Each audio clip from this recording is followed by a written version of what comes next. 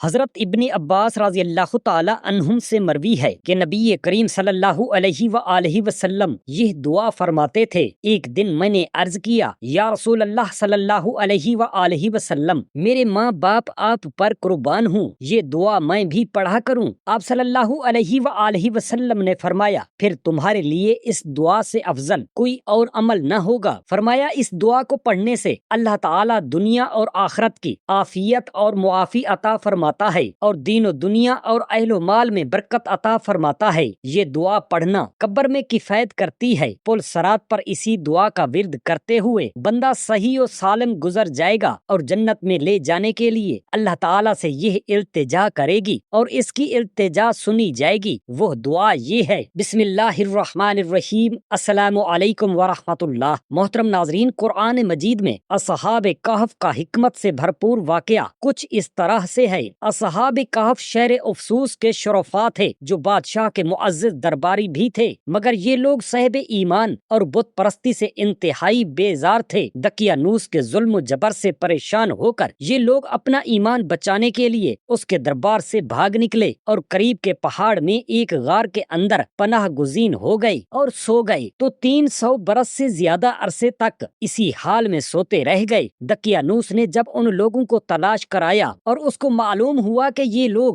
غار کے اندر ہیں تو وہ بے حد ناراض ہوا اور فرط غیظ و غضب میں یہ حکم دے دیا کہ غار کو ایک سنگین دیوار اٹھا کر بند کر دیا جائے تاکہ یہ لوگ اسی میں رہ کر مر جائیں اور وہی غار ان لوگوں کی قبر بن جائے۔ مگر دقیانوس نے جس شخص کے سپرد یہ کام کیا تھا وہ بہت ہی نیک دل اور صاحب ایمان آدمی تھا۔ اس نے اصحاب کہف کے نام، ان کی تعداد اور ان کا پورا واقعہ ایک تختی پر کندہ کرا کر تانبے کے صندوق کے اندر رکھ دیا اور دیوار کی بنیاد میں رکھ دیا، اور اسی طرح کی ایک تختی شاہی خزانہ میں بھی محفوظ کرا دی۔ کچھ دنوں کے بعد دقیانوس بادشاہ مر گیا اور سلطنتیں بدلتی رہیں، یہاں تک کہ ایک نیک دل اور انصاف پرور بادشاہ تخت نشین ہوا جس نے 68 سال تک بہت شان و شوکت کے ساتھ حکومت کی۔ اس کے دور میں مذہبی فرقہ بندی شروع ہو گئی اور بعض لوگ مرنے کے بعد اٹھنے اور قیامت کا انکار کرنے لگے۔ قوم کا یہ حال دیکھ کر بادشاہ رنج و غم میں ڈوب گیا اور وہ تنہائی میں ایک مکان کے اندر بند ہو کر خداوند قدوس کے دربار میں نہایت بے قراری کے ساتھ گریہ زاری کر کے دعائیں مانگنے لگا کہ یا اللہ کوئی ایسی نشانی ظاہر فرما دے تاکہ لوگوں کو مرنے کے بعد زندہ ہو کر اٹھنے اور قیامت کا یقین ہو جائے۔ بادشاہ کی یہ دعا مقبول ہو گئی اور اچانک بکریوں کے ایک چرواہے نے اپنی بکریوں کو ٹھہرانے کے لیے اسی غار کو منتخب کیا اور دیوار کو گرا دیا۔ دیوار گرتے ہی لوگوں پر ایسی ہیبت و دہشت سوار ہو گئی کہ دیوار گرانے والے لرزہ بر اندام ہو کر وہاں سے بھاگ گئے اور اصحاب کہف بحکم الہی اپنی نیند سے بیدار ہو کر اٹھ بیٹھے اور ایک دوسرے سے سلام و کلام میں مشغول ہو گئے اور نماز بھی ادا کر لی۔ جب ان لوگوں کو بھوک لگی تو ان لوگوں نے اپنے ایک ساتھی یملیخا سے کہا کہ تم بازار جا کر کچھ کھانا لاؤ اور نہایت خاموشی سے یہ بھی معلوم کرو کہ دقیانوس ہم لوگوں کے بارے میں کیا ارادہ رکھتا ہے۔ یملیخا غار سے نکل کر بازار گئے اور یہ دیکھ کر حیران رہ گئے کہ شہر میں ہر طرف اسلام کا چرچا ہے اور لوگ اعلانیہ حضرت عیسیٰ علیہ السلام کا کلمہ پڑھ رہے ہیں۔ یملیخا یہ منظر دیکھ کر محو حیرت ہو گئے کہ الہی یہ ماجرا کیا ہے کہ اس شہر میں تو ایمان و اسلام کا نام لینا بھی جرم تھا، آج یہ انقلاب کہاں سے اور کیوں کر آ گیا۔ پھر یہ ایک نان بئی کی دکان پر کھانا لینے گئے اور دقیانوسی زمانے کا روپیہ دکاندار کو دیا جس کا چلن بند ہو چکا تھا، بلکہ کوئی اس سکہ کا دیکھنے والا بھی باقی نہ تھا۔ دکاندار کو شبہ ہوا کہ شاید اس شخص کو کوئی پرانا خزانہ مل گیا ہے، چنانچہ دکاندار نے ان کو حکام کے سپرد کر دیا اور حکام نے ان سے خزانے کے بارے میں پوچھ گچھ شروع کر دی اور کہا کہ بتاؤ خزانہ کہاں ہے؟ یملیخا نے کہا کہ کوئی خزانہ نہیں ہے، یہ ہمارا ہی روپیہ ہے۔ حکام نے کہا کہ ہم کس طرح مان لیں کہ روپیہ تمہارا ہے؟ یہ سکہ 300 برس پرانا ہے اور برسوں گزر گئے ہیں کہ اس سکہ کا چلن بند ہو گیا ہے اور تم ابھی جوان ہو، لہذا صاف صاف بتاؤ کہ عقدہ حل ہو جائے۔ یہ سن کر یملیخا نے کہا کہ تم لوگ یہ بتاؤ کہ دقیانوس بادشاہ کا کیا حال ہے؟ حکام نے کہا کہ آج روئے زمین پر اس نام کا کوئی بادشاہ نہیں ہے، ہاں سینکڑوں برس گزر گئے ہیں کہ اس نام کا ایک بے ایمان بادشاہ گزرا ہے جو بت پرست تھا۔ یملیخا نے کہا کہ ابھی کل ہی تو ہم لوگ اس کے خوف سے اپنے ایمان اور جان کو بچا کر بھاگے ہیں، میرے ساتھی قریب ہی کے ایک غار میں موجود ہیں ہیں، تم لوگ میرے ساتھ چلو، میں تم لوگوں کو ان سے ملا دوں۔ چنانچہ حکام اور عمائدین شہر کثیر تعداد میں اس غار کے پاس پہنچے۔ اصحاب کہف یملیخا کے انتظار میں تھے۔ جب ان کی واپسی میں دیر ہوئی تو ان لوگوں نے یہ خیال کر لیا کہ شاید یملیخا گرفتار ہو گئے ہیں، اور جب غار کے منہ پر بہت سے آدمیوں کا شور و غوغا ان لوگوں نے سنا تو سمجھ بیٹھے کہ غالباً دقیانوس کی فوج ہماری گرفتاری کے لیے آن پہنچی ہے۔ تو یہ لوگ نہایت اخلاص کے ساتھ ذکر الہی اور توبہ و استغفار میں مشغول ہو گئے۔ حکام نے غار پر پہنچ کر تانبے کا صندوق برآمد کیا اور اس کے اندر تختی نکال کر پڑھا تو اس تختی پر اصحاب کہف کا نام لکھا ہوا تھا، اور یہ بھی تحریر تھا کہ یہ مومنوں کی جماعت ہے، اپنے دین کی حفاظت کے لیے دقیانوس بادشاہ کے خوف سے اس غار میں پناہ گزین ہو گئی ہے۔ تو دقیانوس نے خبر پا کر ایک دیوار سے ان لوگوں کو غار میں بند کر دیا ہے۔ ہم یہ حال اس لیے لکھتے ہیں کہ جب کبھی بھی یہ غار کھلے تو لوگ اصحاب کہف کے حال پر مطلع ہو جائیں۔ حکام تختی کی عبارت پڑھ کر حیران رہ گئے، اور ان لوگوں نے اپنے بادشاہ بید روس کو اس واقعہ کی اطلاع دی۔ فوراً ہی بید روس بادشاہ اپنے امراء اور عمائدین شہر کو ساتھ لے کر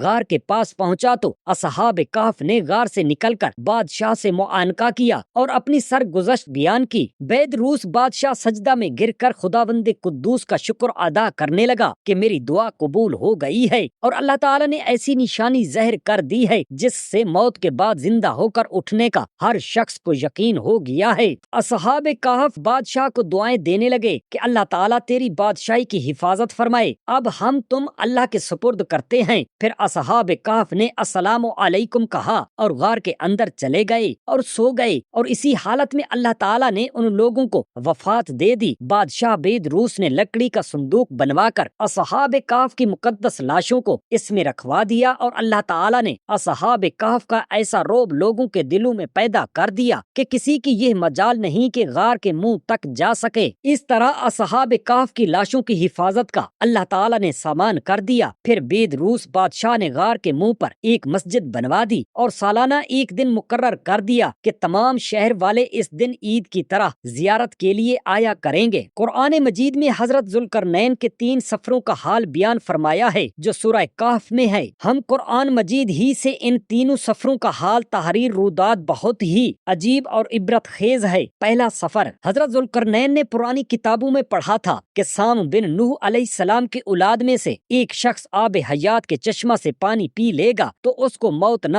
آئے گی، اس لیے حضرت ذوالقرنین نے مغرب کا سفر کیا۔ آپ کے ساتھ حضرت خضر علیہ السلام بھی موجود تھے۔ وہ تو آب حیات کے چشمہ پر پہنچ گئے اور اس کا پانی بھی پی لیا، مگر حضرت ذوالقرنین کے مقدر میں نہیں تھا، وہ محروم رہ گئے۔ اس سفر میں آپ جانب مغرب روانہ ہوئے تو جہاں تک آبادی کا نام و نشان ہے وہ سب منزلیں طے کر کے آپ ایک ایسے مقام پر پہنچے کہ انہیں سورج غروب کے وقت ایسا نظر آیا کہ وہ ایک سیاہ چشمہ میں ڈوب رہا ہے، جیسا کہ سمندری سفر کرنے والوں کو آفتاب سمندر کے کالے پانی میں ڈوبتا نظر آتا ہے۔ وہاں ان کو ایک ایسی قوم ملی جو جانوروں کی کھال پہنے ہوئے تھی، اس کے سوا کوئی دوسرا لباس ان کے بدن پر نہ تھا، اور دریائی مردہ جانوروں کے سوا ان کی غذا کا کوئی دوسرا سامان نہیں تھا۔ یہ قوم ناسک کہلاتی تھی۔ حضرت ذوالقرنین نے دیکھا کہ ان کے لشکر بے شمار ہیں اور یہ لوگ بہت ہی طاقتور اور جنگجو ہیں، تو حضرت ذوالقرنین نے ان لوگوں کے گرد اپنی فوجوں کا گھیرا ڈال کر ان لوگوں کو بے بس کر دیا۔ چنانچہ کچھ تو مشرف با ایمان ہو گئے، کچھ آپ کی فوجوں کے ہاتھوں مقتول ہو گئے۔ دوسرا سفر پھر آپ نے مشرق کا سفر فرمایا، یہاں تک کہ جب سورج طلوع ہونے کی جگہ پہنچے تو یہ دیکھا کہ وہاں ایک ایسی قوم ہے جن کے پاس کوئی عمارت اور مکانات نہیں ہیں۔ ان لوگوں کا یہ حال تھا کہ سورج طلوع ہونے کے وقت یہ لوگ زمین کی غاروں میں چھپ جاتے تھے اور سورج ڈھل جانے کے بعد غاروں سے نکل کر اپنی روزی کی تلاش میں لگ جاتے تھے۔ یہ لوگ قوم منسک کہلاتے تھے۔ حضرت ذوالقرنین نے ان لوگوں کے مقابلہ میں بھی لشکر آرائی کی، اور جو لوگ ایمان لائے ان کے ساتھ بہترین سلوک کیا، اور جو اپنے کفر پر اڑے رہے ان کو تہ تیغ کر دیا۔ تیسرا سفر پھر آپ نے شمال کی جانب سفر فرمایا، یہاں تک کہ 2 پہاڑوں کے درمیان پہنچے تو وہاں کی آبادی کی عجیب و غریب زبان تھی۔ ان لوگوں کے ساتھ اشاروں سے بامشکل بات چیت کی جا سکتی تھی۔ ان لوگوں نے حضرت ذوالقرنین سے یاجوج ماجوج کے مظالم کی شکایت کی اور آپ کی مدد کے طالب ہوئے۔ یاجوج و ماجوج یہ یافس بن نوح علیہ السلام کے اولاد میں سے ایک فسادی گروہ ہے اور ان لوگوں کی تعداد بہت ہی زیادہ ہے۔ یہ لوگ بلا کے جنگجو، خونخوار اور بالکل ہی وحشی اور جنگلی ہیں جو بالکل جانوروں کی طرح رہتے ہیں۔ موسم ربیع میں یہ لوگ اپنے غاروں سے نکل کر تمام کھیتیاں اور سبزیاں کھا جاتے تھے اور خشک چیزوں کو لاد کر لے جاتے تھے۔ آدمیوں اور جنگلی جانوروں یہاں تک کہ سانپ، بچھو، گرگٹ اور ہر چھوٹے بڑے جانور کو کھا جاتے تھے۔ سد سکندری حضرت ذوالقرنین سے لوگوں نے فریاد کی کہ آپ ہمیں یاجوج و ماجوج کے شر اور ان کی ایذا رسانیوں سے بچائیے، اور ان لوگوں نے ان کے عوض کچھ مال دینے کی بھی پیشکش کی تو حضرت ذوالقرنین نے فرمایا کہ مجھے تمہارے مال کی ضرورت نہیں ہے، اللہ تعالیٰ نے مجھے سب کچھ دیا ہے، بس تم لوگ جسمانی محنت سے میری مدد کرو۔ چنانچہ آپ علیہ السلام نے دونوں پہاڑوں کے درمیان بنیاد کھدوائی۔ جب پانی نکل آیا تو اس پر پگھلائے تانبے کے گارے سے پتھر جمائے گئے اور لوہے کے تختے نیچے اوپر چن کر ان کے درمیان میں لکڑی اور کوئلہ بھروا دیا اور اس میں آگ لگوا دی۔ اس طرح یہ دیوار پہاڑ کی بلندی تک اونچی کر دی گئی اور دونوں پہاڑوں کے درمیان کوئی جگہ نہ چھوڑی گئی۔ پھر پگھلایا ہوا تانبا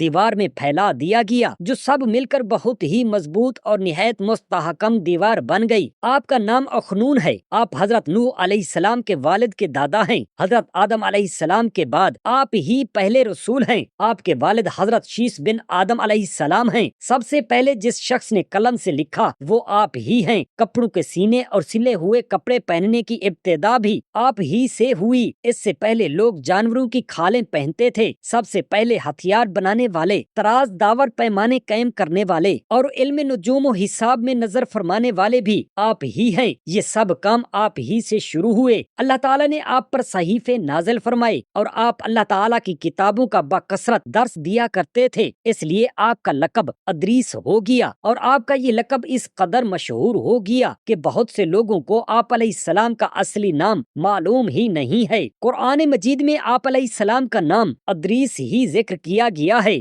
آپ علیہ السلام کو اللہ تعالیٰ نے آسمان پر اٹھا لیا ہے۔ بخاری و مسلم کی حدیث میں ہے کہ حضور نبی اکرم صلی اللہ علیہ وآلہ وسلم نے شب معراج حضرت ادریس علیہ السلام کو چوتھے آسمان پر دیکھا۔ حضرت کعب احبار رضی اللہ تعالی عنہ سے مروی ہے، حضرت ادریس علیہ السلام نے ملک الموت سے فرمایا کہ موت کا مزہ چکھنا چاہتا ہوں، یہ کیسا ہوتا ہے، تم میری روح قبض کر کے دکھاؤ۔ ملک الموت نے اس حکم کی تعمیل کی اور روح قبض کر کے اسی وقت آپ علیہ السلام کی طرف لوٹا دی اور آپ علیہ السلام پھر دوبارہ زندہ ہو گئے۔ پھر آپ نے فرمایا کہ اب مجھے جہنم دکھاؤ تاکہ خوف الہی زیادہ ہو۔ چنانچہ یہ بھی کیا گیا۔ جہنم کو دیکھ کر آپ علیہ السلام نے دروغہ جہنم سے فرمایا کہ دروازہ کھولو، میں جہنم کے اس دروازے سے گزرنا چاہتا ہوں۔ چنانچہ ایسا ہی کیا گیا اور آپ علیہ السلام اس پر سے گزرے۔ پھر آپ نے ملک الموت سے فرمایا کہ مجھے جنت دکھاؤ۔ وہ آپ علیہ السلام کو جنت میں لے گئے۔ آپ دروازوں کو کھلوا کر جنت میں داخل ہو گئے۔ تھوڑی دیر انتظار کے بعد ملک الموت نے کہا کہ اب آپ اپنے مقام پر تشریف لے چلیے۔ آپ علیہ السلام نے فرمایا کہ اب میں یہاں سے کہیں نہیں جاؤں گا۔ حضرت ادریس علیہ السلام نے فرمایا کہ میں تو موت کا